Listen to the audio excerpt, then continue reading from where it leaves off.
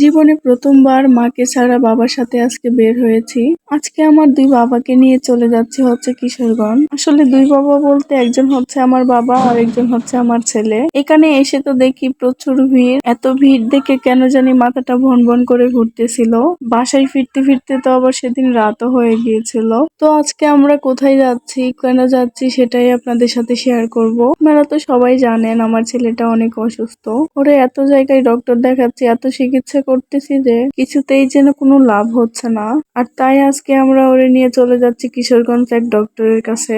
একজন বলল ওই ডক্টর নাকি অনেক ভালো চিকিৎসা করে। আর তাই তো আমার বাবা সাথে সাথেই আমাকে বলল রেডি হওয়ার জন্য। আমরা যখন যাওয়ার জন্য বাসা থেকে বের হয়েছি তখন বেলা বাজে 2টা। আমি তো আমার বাবাকে বলছিলাম বারবার যে আজকে যাওয়ার দরকার নেই, কিন্তু সে তো তার নাতিকে নিয়ে একদমই রিস্ক নিতে চায় না। আর তাই এই দুপুর বেলায় বের হয়ে গিয়েছি আমরা কিশোরগঞ্জ যাওয়ার জন্য। আমরা বাবা আর মেয়ে তো কটিয়াদির চলে আসছি, আর এখান থেকে সিএনজি বা বাস ধরে চলে যাব কিশোরগঞ্জে। জীবনে এই প্রথমবার মাকে ছাড়া বাবার সাথে একা একা বের হয়েছি। ছোটবেলায় কখনো বের হয়েছি কিনা সেটা তো আমার ভালো করে মনেই পড়ে না। হয়তো বের হয়েছি, হয়তো বা না। এই সময়টাতে তো আমি আমার মাকে খুব বেশি মিস করতেছিলাম। যদিও জরুরি একটা কাজের জন্য মাকে ঢাকা যেতে হয়েছে। যাই হোক, ব্যাপার না, মাঝে মাঝে জীবনে একা পথ চলাও শিখতে হয়। যদিও বাবা আছে আমার সাথে। আমরা কিশোরগঞ্জ বড়পুল চলে আসছি, আর সেখান থেকে একটা অটোতে উঠে গেছি ডক্টরের চেম্বারে যাওয়ার জন্য।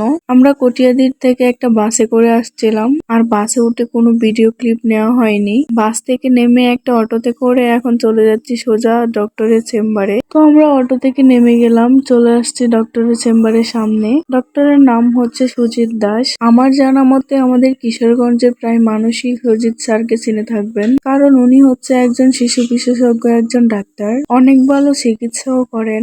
আর এখানে এসে তো দেখি প্রচুর ভিড়, আর এত ভিড় দেখে তো আমার মাথাটা ভন ভন করে ঘুরতেছিল। আমাদের তো সিরিয়াল পড়েছিল 126, আর এটা শুনেই তো আমি পুরো অবাক, কখন এই 126 সিরিয়ালে আসবে আর কখন আমরা ডক্টর দেখিয়ে বাড়ি ফিরবো। আপনারা হয়তো আরেকটা জিনিস খেয়াল করবেন, আমার ছেলেকে আজকে সোয়েটার পরাই নিয়ে আসছে। আসলে আজকের ওয়েদারটা অনেকটাই ঠান্ডা ঠান্ডা ছিল, আর এমনিতেও আমার ছেলেটার অল্পতেই ঠান্ডা লেগে যায়, গাড়ির বাতাস লাগতে পারে, আর এই জন্য আমরা ওকে সোয়েটার পরাই নিয়ে আসছি। আর এদিকে আয়ন তো আমার কোলে থাকতেই চাচ্ছিল না, তার নানা ভাইয়ের কোলে চলে যাবে বলে বায়না ধরতেছিল।